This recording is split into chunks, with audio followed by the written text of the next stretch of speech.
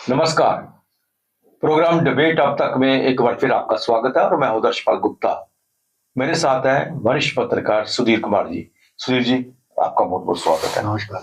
सुधीर जी, अब हम बात करेंगे जम्मू कश्मीर की एजुकेशन सेक्टर के बारे में, क्योंकि नई सरकार बनने के बाद जो एजुकेशन मिनिस्टर है उनके पास हेल्थ डिपार्टमेंट में स्कीना इत्तू, वो बहुत ज्यादा इस पर मेहनत कर रही है।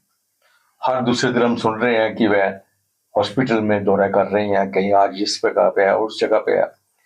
ये दोनों ऐसे इंफ्रास्ट्रक्चर है जिनके दोनों खत्म हो चुके हैं। हेल्थ वो भी चरमरा गया है और एजुकेशन भी चरमरा गया है, और दोनों की तरफ ये ध्यान दे रहे हैं।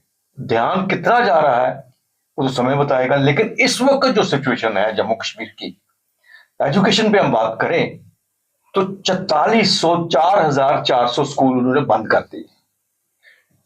टीचर्स की रिक्रूटमेंट कोई नहीं हो रही है। उसके अलावा वहां की पोजीशन ये है कि जो हमारे रूरल एरिया है, जहां से कभी बड़े बड़े अच्छे ऑफिसर्स निकल के आते थे, आईएएस आईपीएस आते थे, रूरल एरियाज में आते थे। शहर से बहुत कम थे, रूरल एरिया में ज्यादा आते थे।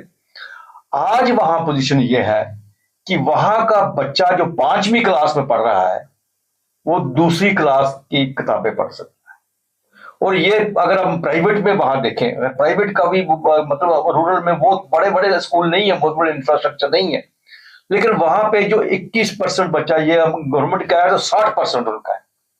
मतलब हम ये देख रहे हैं कि किस तरह से एजुकेशन का जो है वो सिलसिला जो है दिन ब दिन नीचे गिरता जा रहा है।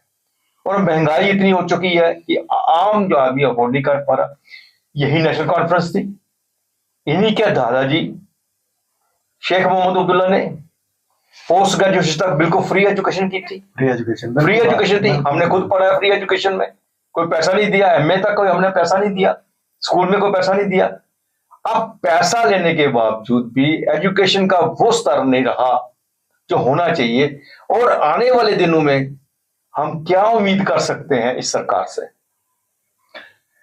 ये बड़ा बड़ा संगीन सा मसला है। हमारा जो एजुकेशन है, स्कूल एजुकेशन खास करके, जो एक बच्चे की बुनियाद है जी, उसके बाद में हम पहुंचेंगे हेल्थ में, हायर एजुकेशन में, हायर एजुकेशन के बाद में प्रोफेशनल कॉलेजेस में। पहले हम स्कूल में देखेंगे। स्कूल एजुकेशन में आपने देखा होगा कि जैसे आपने बताया कि 4400 स्कूल इन्होंने बंद कर दिए, 4400 स्कूल इन्होंने गवर्नमेंट ने क्लोज कर दिए।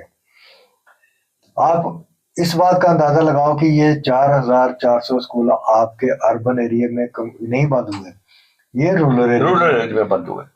आपने बड़ा दुरुस्त फरमाया कि पहले भी आईएएस आईपीएस केपीएस और आईआरएस जितने ऑफिसर आते थे वो रूरल से आते थे, आज भी वहीं से आते हैं। जितने कमिश्नर सेक्रेटरी या अभी हमारे केएस ऑफिसर जो इंडक्ट हुए हैं आईएएस में, या जो आईएएस करके हमारे जम्मू वाले हैं, वो अच्छी पोस्ट पे अभी बैठे हुए हैं आईएएस करके, वो भी रूरल एरिया से हैं। उनकी भी बैकग्राउंड रूरल एरिया से है। जब वो जॉब में आए, जॉब के आने के बाद वो सिटी में शिफ्ट हो गए, वो अलग बात है, लेकिन है उनकी बैकग्राउंड रूरल एरिया के। मसला ये है कि ये जो जैसे आपने बताया कि शेख अब्दुल्ला जो है, उनके शेख अब्दुल्ला के रिजम में जो एजुकेशन थी वो इतनी सस्ती थी या इतनी बिल्कुल चंदा के नाम पे थोड़ा सा देते थे और बिल्कुल फ्री थी। और इसके अलावा उन्होंने नकल के ऊपर वो नकेल कसी हुई थी। इन्होंने ये किया कि जैसे इन्होंने एजुकेशन को इन्होंने जैसे जैसे ना कॉस्टली कर दिया, और इन्होंने जो मिडिल क्लास, सैलरी क्लास और लेबर क्लास के रीच से जो एजुकेशन है वो बाहर कर दी। वो बड़ा संगीन सा मसला है। जैसे आपने कहा कि हमने भी ये भी बताया कि शेख अब्दुल्ला साहब ने जो जितना जोर एजुकेशन पे दिया था, तभी जाके आज हमारी, आपने देखा कि स्टेट सबसे ज्यादा खुशहाल स्टेट थी हमारी जम्मू कश्मीर। वो सारा इसकी वजह से था कि हमारे जहाँ के लोगों को अच्छी एजुकेशन मिली। अच्छी एजुकेशन से अच्छा जो है बच्चा जो है वो ग्रूम करके ऊपर आता है, बाहर आता है। देखिए, सबसे बड़ी बात यह है कि यहाँ जो हमारी जो गवर्नमेंट स्कूल है, अगर उनकी तरफ हम नजर डालें सुधीर जी, तो सबसे हाईली क्वालिफाइड जो है टीचर्स वहां पे, स्टाफ वहां पे है, उसके बावजूद भी क्या अकाउंटेबिलिटी नहीं है? अगर हम केंद्रीय विद्यालय की बात करें तो उनका किसी का रिजल्ट कम आता है तो उनकी इंक्रीमेंट नहीं मिलती है, उनको बंद कर देती है, स्टॉप कर देती है। लेकिन जम्मू कश्मीर में आपकी गवर्नमेंट नौकरी लग गई है तो समझ लो आप बस सारी उम्र के लिए आराम से अपनी जिंदगी बितानी है, चाहे आपके पढ़ाए हुए बच्चे क्लास में फेल हो रहे हैं चाहे पास हो रहे हैं, आपका रिजल्ट कुछ भी आ रहा है उसमें कोई पूछना नहीं है।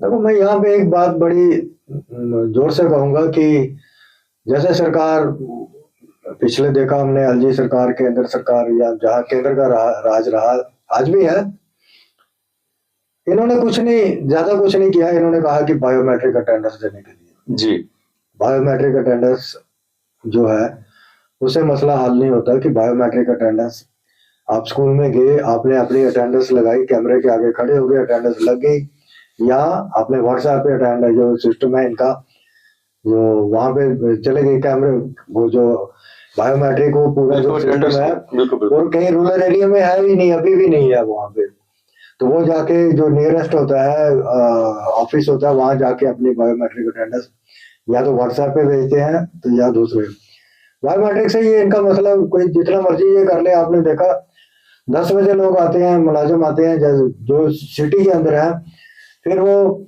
10 बजे के बाद सबको पता है, जैसे मेडिकल कॉलेज के वो भी देखा आपने, जहाँ बड़े बड़े जो कॉलेजेस हैं, उसके बाद सबको पता कि 4 बजे दोबारा बायोमेट्रिक लगनी है, तो 3:30 पौने 4 फिर आ जाते हैं वहां पे, तो 4 बजे वाली बायोमेट्रिक लग जाती है।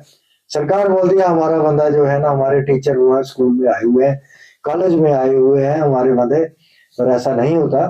आप इस बात को देखो कि 10 के बीच की जो बीच वाला टाइम है, उस टाइम पे ये लोग कहाँ होते हैं? वो कहीं भी नहीं होते। जैसे मैंने बताया कि मैं ज्यादा दर्जे, आपने जैसे बोला कि हम ज्यादा फोकस करेंगे रूरल एरिया में। रूरल एरिया में अगर ये जो वहां पे जोनल ऑफिसर होता है, इनका zonal education officer, chief education officer तो हर डिस्ट्रिक्ट का एक ही होता है, जोनल ऑफिसर अपने जोन जो हर जोन का अलग अलग से होता है, तो जोनल ऑफिसर जो है वो भी उस पे ही बैठा हुआ है कि मुझे उस स्कूल की अटेंडेंस बायोमेट्रिक आ गई है जी, मुझे उस स्कूल की बायोमेट्रिक आ गई है। अरे भाई आप ये देखो, बायोमेट्रिक आ गई है साल के बाद, जैसे आपने कहा कि स्कूल क्लोज हुए, क्यों हुए? अब इन्होंने इतनी बिल्डिंग बनाई है, बिल्कुल बिल्कुल, वो बिल्डिंग इंफ्रास्ट्रक्चर पड़ा बेकार हो गया, वो खंडरात कर रहे हो आप, उस बिल्डिंग को कोई यूज तो नहीं कर रहे हो, क्या करोगे उस बिल्डिंग को? एक गांव है, एक गांव में अगर 4 मिडिल स्कूल है तो कोई अच्छी बात है ना उसमें। आप टीचर को एम्प्लॉयमेंट दो ना, वो टीचर लगाओ। आपके पास एमए बीएड तो इतने टीचर, एमएड इतने टीचर, इतने लोग हैं, बच्चे हैं, उनको दो एम्प्लॉयमेंट दो वहां पे। जो क्लोज किए हैं 44 स्कूल, अगर उसी हिसाब से मल्टीप्लाई करके हम 8 लोगों को एक स्कूल में अगर 4 या 8 के तरीके रखेंगे, तब भी हजारों के हिसाब से बच्चे हमारे एम्प्लॉयमेंट को मिलेगी ना वहां पे, और वो एम्प्लॉयमेंट उनको मिलेगी, वो आगे बच्चों को शिक्षा देंगे। जिससे जो कंट्री है ना, जैसे हम कर रहे हैं, ये सब बोलते हैं, सरकारें बोलती है डेवलप कंट्री है हमारा, ये हो रहा है, डेवलप कंट्री है, हम विश्व गुरु, हमारे पास एजुकेशन नहीं रहेगी तो हम डेवलप कंट्री कहाँ से रहेंगे? जो बाकी डेवलप कंट्री है, अगर वहां के साथ हम अपना कंपैरिजन करें, वहां पे हेल्थ और एजुकेशन पे उनकी पूरी तरह बिल्कुल फ्री है, हेल्थ और एजुकेशन दोनों चीजें बिल्कुल फ्री, उनकी टॉप प्रायोरिटी है वो। हाँ, वहां पे टैक्स पेयर को पूरा बेनिफिट मिलता है, यहाँ टैक्स पेयर का पैसा जो है 50 करोड़ को मुफ्त बांटा जाता है। यहाँ बस वही है, ये इलेक्शन आई है तो क्या जी 200 यूनिट फ्री कर दो बिजली, ठीक है जी, अगर ये 5 किलो का राशन फ्री कर दो जी, फलानी चीज फ्री कर दो। ऐसा जो है कि टैक्स, जो चीज जनता को जो रिक्वायरमेंट है, आपने देखा कि हमने ये भी देखा कि आपने भी देखा होगा धर जी, हम अपने स्टेट की बात करें, जम्मू कश्मीर यूटी की बात करें, हमारे कितने लोग, जितने आईएएस ऑफिसर रिटायर्ड भी हो गया और इन सर्विस भी है, वो 100 मेरे हिसाब से 99% रूरल एरिया से थे। बिल्कुल बिल्कुल बिल्कुल, भद्रवाह, आपका डोडा और आरसपुरा एरिया, ये सारा। और मैं दर्शकों को ये बता दूं, आरसपुरा मेरा जो गांव है, मेरा जो घर है, पहला आईएएस ऑफिसर जम्मू कश्मीर का आरसपुरा से था, RS ये मैं आपको बता दूं। जी, इसमें जी एक बात और भी सामने आती है, जब माँ बाप की पूरी कोशिश होती है कि मैं अपने बच्चे को अच्छे स्कूल में पढ़ाऊं, मेहनत करूं, मैं जहां से पैसा कमा के लाऊं, मेरा बच्चा जो है वो एक अच्छी पोजीशन ले, उसकी भविष्य अच्छा हो, उसके लिए अब कॉर्पोरेट स्कूल जो है बने हुए हैं, यहाँ पे बड़े बड़े स्कूल बन चुके हैं। फीस हालांकि बहुत ज्यादा है उनकी, गवर्नमेंट का तो छोड़ो, उनकी भी फीस बहुत ज्यादा है, लेकिन फिर भी मैं सोचता हूँ यार मेरा बच्चा है, मैं किसी ना किसी तरीके यहाँ पर उनको एडमिशन नहीं मिलती इन बड़े स्कूलों में। क्यों? क्योंकि वो मिडिल क्लास का है। क्यों? कि उसका बाप जो है वो गेस्टेड ऑफिसर नहीं है। क्या किसी गरीब आदमी को एजुकेशन लेने का हक नहीं है? क्या किसी नॉन गेस्टेड ऑफिसर के बच्चे को अच्छी एजुकेशन लेने का हक नहीं है? फिर क्यों नहीं इस पे इन पे बातचीत कर रही? नहीं, ये सरकार के लिए बड़ी, जिसको बोलते हैं कि बड़ी अच्छी बात नहीं है सरकार के लिए कि प्राइवेट स्कूल वाले अपने मनमानी करें और अपने वो तरीके से अपने ही रूल बना के बोलेंगे कि जो बड़े बड़े प्राइवेट स्कूल हैं कि हमारे पास सिर्फ गेस्टेड ऑफिसर के बच्चे ही आने चाहिए और नॉन गेस्टेड के या लेबर क्लास के या सैलरी क्लास के और दूसरे उनको बच्चों को हम प्रायोरिटी नहीं देते। वाकई ये सही बात है कि जो अच्छे बच्चे होते हैं वो, आपने देखा कि हमने तो यही देखा कि वो मिडिल क्लास, सैलरी क्लास और लेबर क्लास इन्हीं लोगों से निकलते, इन्हीं के बच्चे आगे निकलते हैं। लेकिन ये बड़े लोगों, बड़े बड़े स्कूल, कॉर्पोरेट स्कूल हैं जो बने हुए हैं, ये अपनी मनमानी करते हैं, सरकार की बातें नहीं मानते। हाँ, अगर सरकार कोई ऑर्डर निकालती है तो जैसे आपने देखा कि ये अब इनकी अप्रोच होती है, ये वहां से जाके सेक्टरेट में जाके सरकार के जाके वहां जाके उनके साथ मिली भगत करके उस ऑर्डर को भी रुकवा देते हैं। लेकिन ये सरकार को देखना जरूरी चाहिए कि ऐसी बातें नहीं होनी चाहिए कि गरीब का बच्चा या नॉन गेस्टेड ऑफिसर का बच्चा, ये बच्चे सैलरी क्लास का बच्चा पढ़ाई से डिप्राइव नहीं होना चाहिए।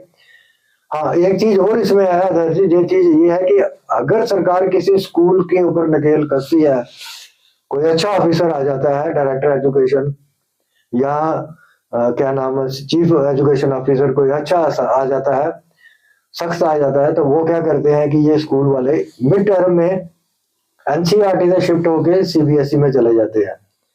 मिड टर्म में ऐसा नहीं होता कि मिड टर्म में जाने का, या कोई रूल नहीं है कि आप मिड टर्म में अपना स्कूल को जो शिफ्ट करवा दो सीबीएसई में। आपको उसको लिए पहले पेरेंट्स को 6 महीने पहले, रूल है 6 महीने पहले आपको पेरेंट्स को बताना है। हम अगला सेशन जो है वो सीबीएसई सेशन से शुरू करेंगे, तो इसलिए वो जो है, आप अपने बच्चे को यहाँ पढ़ाना चाहते हो ठीक है, नहीं वहां दूसरी जगह पढ़ाना चाहते हो, आप यू आर मोस्ट वेलकम, आप दूसरा जो ट्रांसफर सर्टिफिकेट लो, आप दूसरे स्कूल में जा सकते हो। लेकिन ऐसा नहीं है, वो आराम से, मतलब इनको बड़ा, जिसको मतलब state board of secondary education क्या है, गवर्नमेंट के स्टेट गवर्नमेंट के पास है, वो स्टेट गवर्नमेंट से निकल जाते हैं, सीबीएसई में चले जाते हैं, ताकि हम पे को पूछ ना सके, हमसे बात कोई कि रिजल्ट कम क्या अच्छा है या बुरा है, कि इनका ऊपर राइट ना इनके ऊपर रहे। बिल्कुल बिल्कुल बिल्कुल, इसीलिए तो वो जाते हैं। अब जैसे आपने देखा प्राइवेट स्कूल की फीस इतनी हो चुकी है, अब सरकार, लोग शोर डाल रहे हैं, पेरेंट्स चिल्ला रहे हैं, लेकिन वो क्या है कि सरकार, जब वो ये जो कमेटी फ्रेम कर रही है उन्होंने कहा कि ये फीस होनी चाहिए, ये फीस स्ट्रक्चर होना चाहिए, उन्होंने कहा हमें नहीं मंजूर है आपका, हम चले सीबीएसई में। जी जी, ये भी रूल होना चाहिए कि आपको किसी स्कूल को एनसीईआरटी से सीबीएस में जाना है, कम से कम उसको 3 साल पहले सरकार को बताना पड़े, ताकि 3 साल तक बच्चे के पेरेंट्स और बच्चे डिसाइड कर सकें कि मुझे सीबीएसई जाना है या एनसीईआरटी जाना है। बच्चों के फ्यूचर के साथ कोई खिलवाड़ नहीं होना चाहिए। बिल्कुल सही कहा, और हम उम्मीद करते हैं कि जिस तरह से सकीना तो जो मिनिस्टर है मैडम सकीना तो इस वक्त बड़ा इंटरेस्ट ले रही हैं, और इस बात के ऊपर भी नजर रखेंगे कि जम्मू कश्मीर में जो इंटेलिजेंट बच्चे हैं, जो पढ़ना चाहते हैं, उन्हें डिप्राइव न किया जाए एजुकेशन से, और उन्हें प्रॉपर एजुकेशन मिले। और सबसे बड़ी बात यह है कि आपके पास इतने हाई क्वालिफाइड टीचर्स हैं प्राइवेट स्कूल में, गवर्नमेंट स्कूल के अंदर, वहां से बच्चों को प्राइवेट स्कूल में जाने की जरूरत ही क्या है? सिर्फ एक स्टेटस सिंबल के लिए? नहीं तो क्या गवर्नमेंट स्कूल में कमी हो सकती है जब आपके पास पीएचडी MA BEd हर किस्म के टीचर वहां पे मौजूद है। और सबसे बड़ी बात है, वो इतने हायर क्वालिफाइड टीचर जो हैं लोअर क्लासेस को पढ़ा रहे हैं, कोई हाई क्लासेस को नहीं पढ़ा रहे, फिर भी आपके रिजल्ट क्यों नहीं आते हैं, जिस बात को जानना बहुत जरूरी है। सुरेश जी, उम्मीद करते हैं कि मैडम इसकी तरफ भी ध्यान देगी। एक चीज मैं बीच में ऐड करूं, अगर आप मुझे इजाजत दें। बिल्कुल बिल्कुल। मैं आपने मैडम सकीना इतू से ये गुजारिश की, दर्शकों की ओर से गुजारिश की है, लेकिन मैं यहाँ पे उनसे ये जरूर गुजारिश ये भी करूंगा कि जैसे हमारे बच्चे यहाँ पे कोचिंग लेने के लिए दिल्ली जाते हैं, हमारे पास टैलेंट की कमी नहीं है, टीचरों की कमी नहीं है, दिल्ली जाते हैं कोचिंग लेने के लिए। ऐसे कोचिंग सेंटर गवर्नमेंट खुद खोले, यहाँ पे जम्मू में खोले, कश्मीर में खोले, हर डिस्ट्रिक्ट में खोले वहां पे, ताकि बच्चे जो वहाँ के क्रीम है, जो टीचर है, प्रोफेसर हैं कॉलेज के या स्कूल के लेक्चरर्स हैं, जो क्रीम है, वो उन बच्चों को कोचिंग दे, उनको कोचिंग दे के वो IAS IPS IRS doctors engineers इनके लिए तैयार करें। बिल्कुल बिल्कुल। और हमारे गवर्नमेंट स्कूल से निकले हुए स्टूडेंट्स जो हैं वो भारत में उन्होंने नाम रोशन किया, चीफ जस्टिस ऑफ इंडिया तक चले गए हैं, चीफ सेक्रेटरी रहे हैं। और इस बात को ये नहीं सोचना पड़ेगा इनको कि वे सब रूरल से आए हुए थे। हम उम्मीद करते हैं कि आने वाले दिनों में जम्मू कश्मीर में एजुकेशन का सिस्टम और बढ़िया होगा। तब तक इजाजत दीजिए, नमस्कार। नमस्कार।